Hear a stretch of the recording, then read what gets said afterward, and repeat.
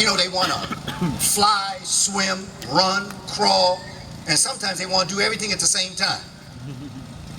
Because those hormones that are busting up in them, there's a speeding up of the hormonal nature within the human being at 12 and 13, which is going to culminate in their ability to reproduce themselves, which happens in both the male and the female.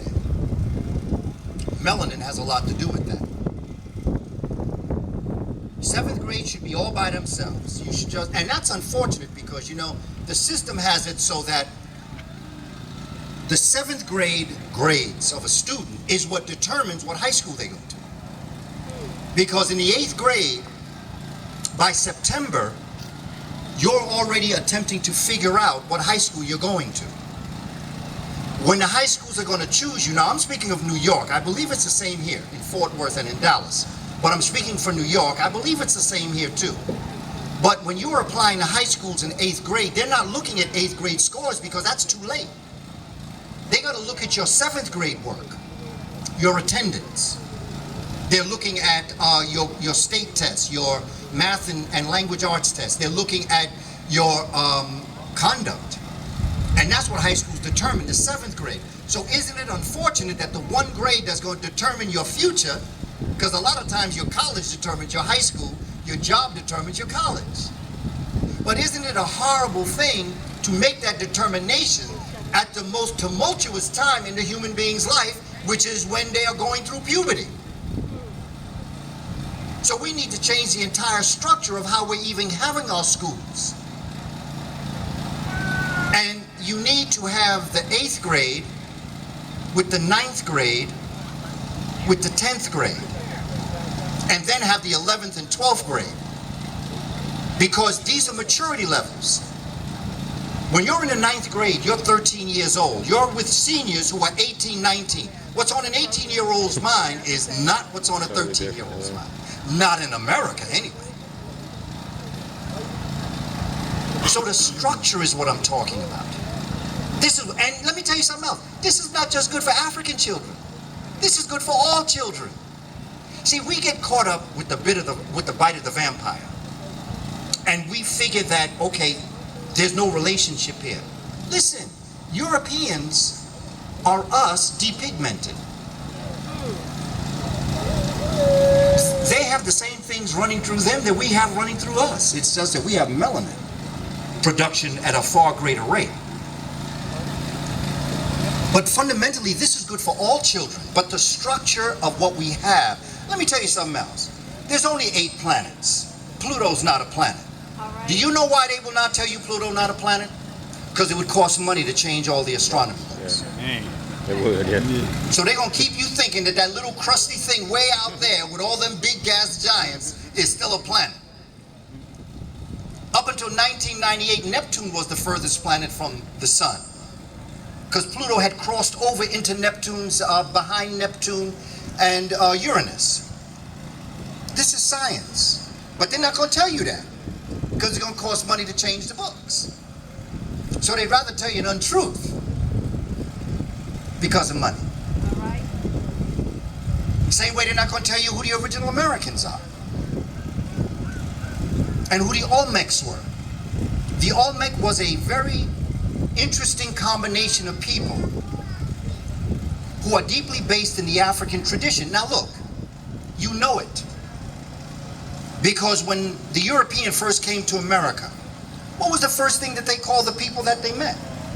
They call them red. And when the Native American looked at the European, whoa, pale face.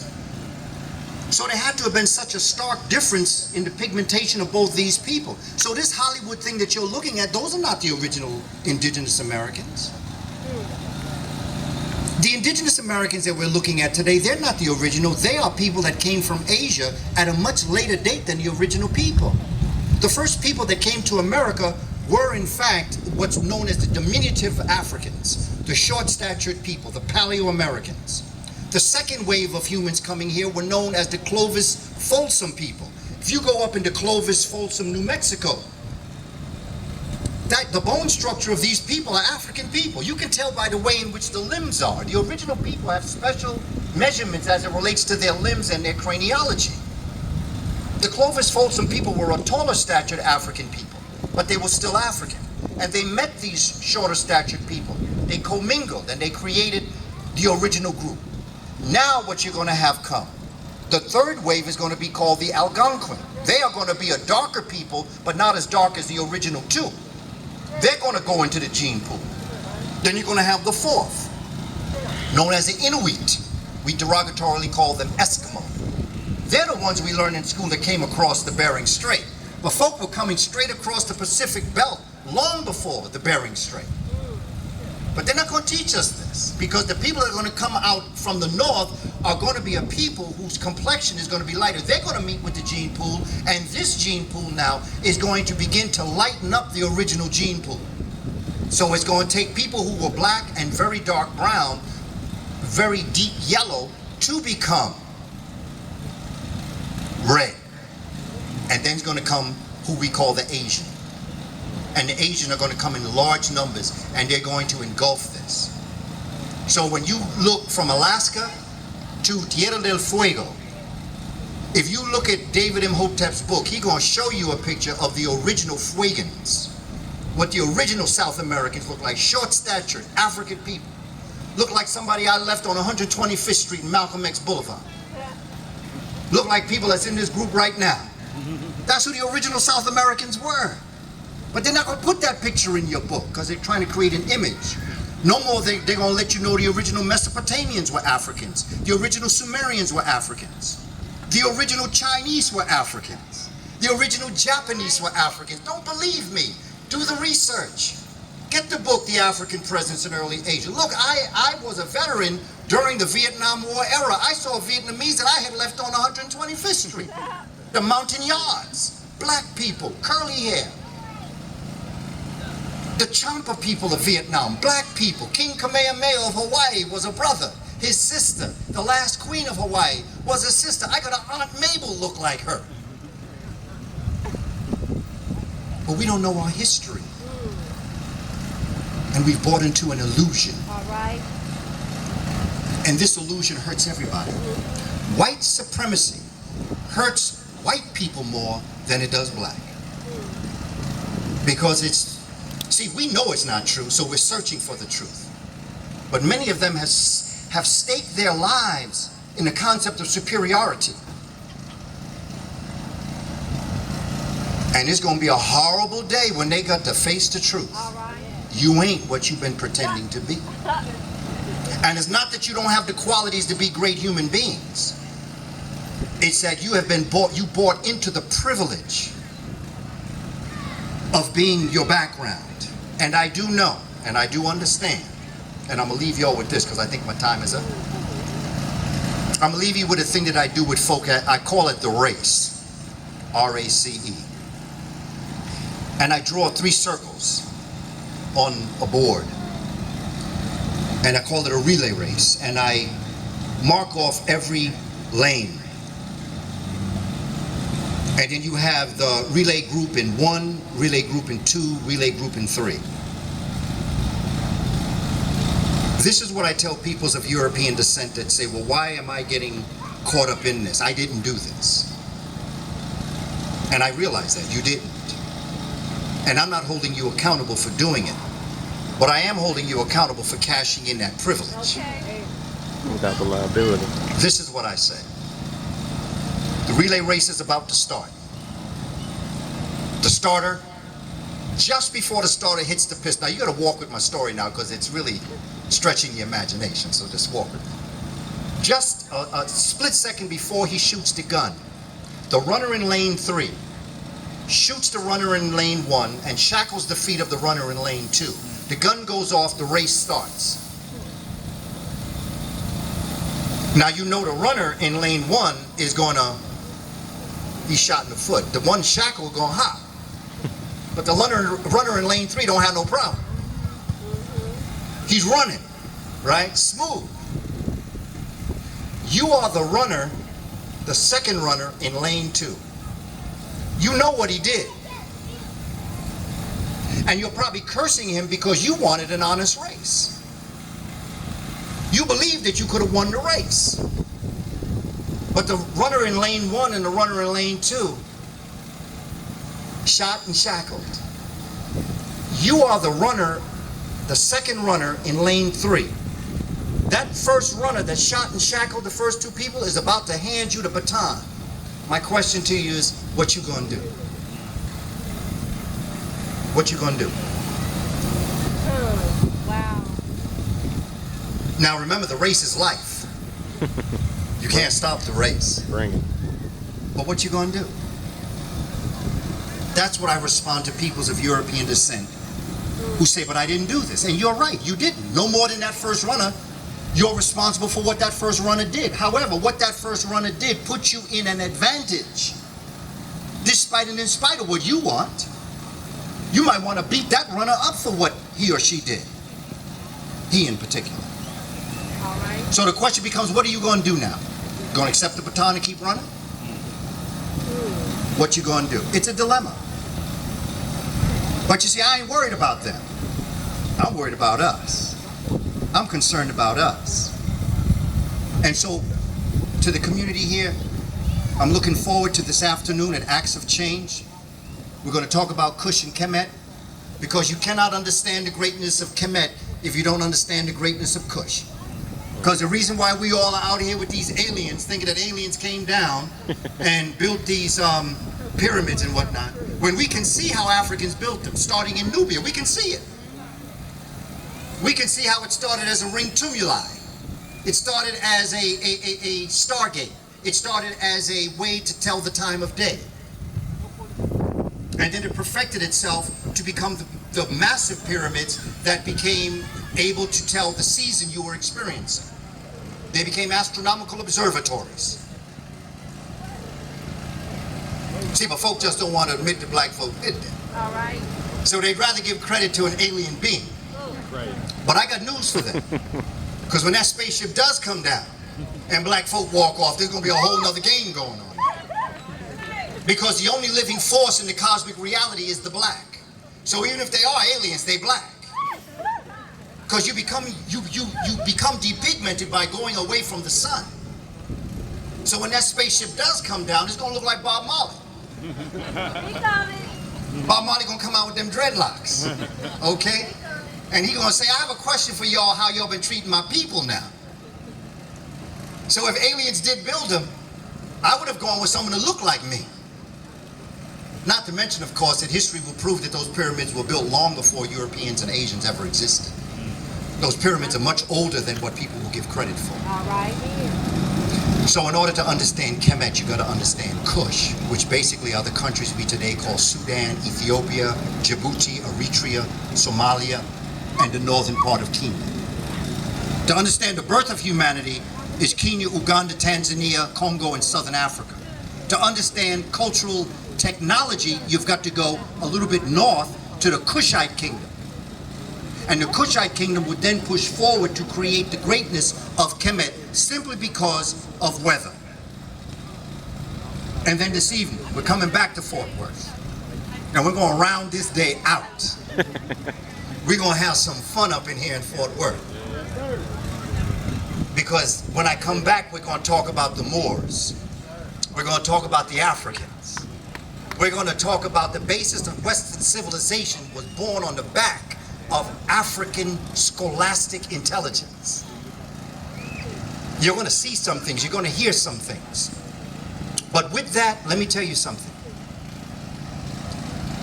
Responsibility is 2 words. Responsibility is response to your ability. Responsibility is an action-oriented word. Responsibility says they ain't getting Cobb Park. You got to come and support the friends of Cobb Park. When they have activities here, you got to come. Because they're going to watch to see attendance. And if you're having great events like this and few people show, they're going to say, well, we can book other things. And believe me, them book other things ain't going to be about you. You got to support the Dark Bookstore. You got to spend serious money in the Dark Bookstore. There's Baba Amin. You got to support that school that brother has going on. You got to find out from that brother how you can help him do for our children what he's doing for our children. What is he doing? How can you help him? You got to talk to him. Y'all see him? Here you go, right here. Come on up here, brother, so they can see you better. Because I come to unite us. Because see, tomorrow at 12:05, I'm on a plane back to New York. But Baba gonna be here. Doc Bookstore gonna be here. Okay, Friends at Cow Park gonna be here. Don't wait for the next lecture to come. Do something right now, right here. Here's the brother right here. Come on, help this brother do what he got to do. Support this brother. I like this brother. This brother's a general. See, he's an African general. See, I like generals because generals are people who are on the front lines who are asking people, help me do what I got to do. They're not in the back telling people, you do this, you do that. This brother's on the front line of Fort Worth. And let me tell you something about nation building, my brother, Ali. Let me tell you something about nation building. Now, I know we all talking about nation building. Okay, I know that. But guess what? If you don't have a force that can secure and protect your nation, you ain't got nothing but an organization. All right. You better get your security forces in place. Right. Right. Don't tell me you got no nation if you don't got no security force. Because whatever you build can be snatched from you. Just look at past history. It will be. Let's be real, brothers and sisters. I love you and I respect you. I love our children. They are us tomorrow. What are we doing? Okay, there's a lot of things that we don't like happening in our community. But don't squash the forces. Because you see what I do? I carry this around. I carry a lot of things. I got a constitution. I got 2 constitutions. I carry the constitution with me. I used to visit prisoners. They used to confiscate my, they said, well, you can get this when you come back. Because I used to teach constitutional law in Rikers Island. Elders say to me, what's wrong with the young people? And I go into my pocket and I pull this out. You want to know what's wrong with the young people? It's the elder people.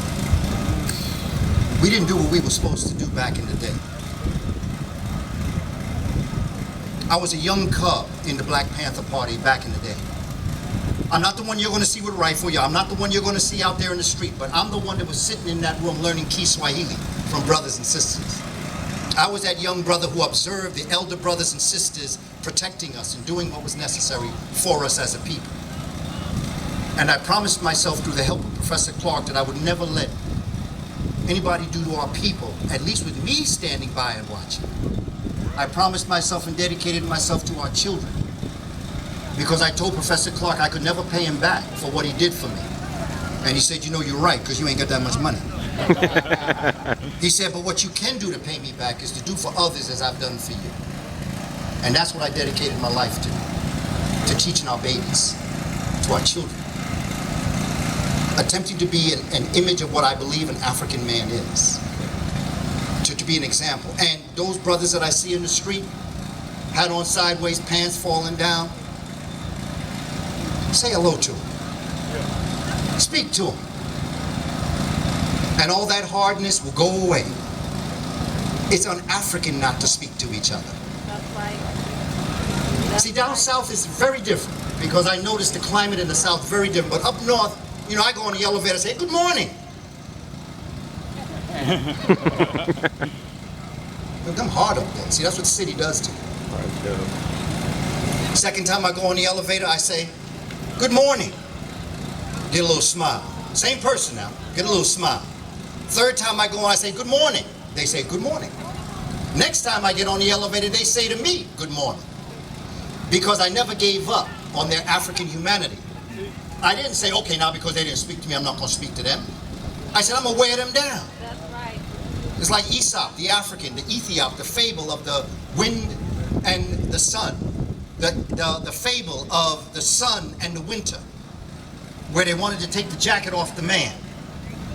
And the winter said, I'll take the jacket off the man. The sun said, no, I'll take the jacket off the man. So the winter said, well, I'll go first. So the winter blew on the man, hoping to blow the coat off the man. And the more that they blew the coat, the more the man held tight to the coat. The more the wind blew, the more tight the man held to the coat. He wouldn't let the coat go. Winter went, summer said, my turn.